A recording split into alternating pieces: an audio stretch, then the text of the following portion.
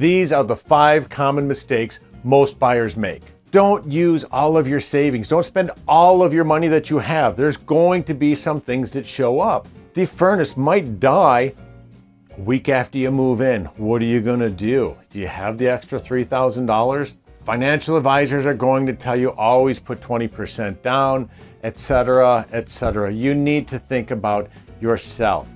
Perhaps you put 10% down. Perhaps you only put 3% down, because you're going to be paying private mortgage insurance known as PMI.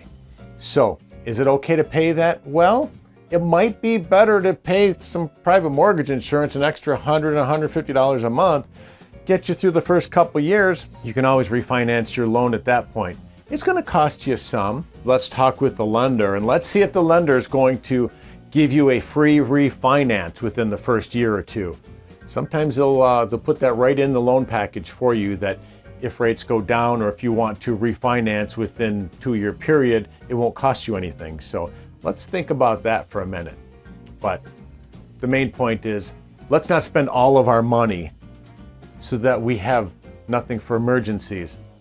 Let's also not spend too much on our house. Let's face it, we still want to go out to dinner once in a while.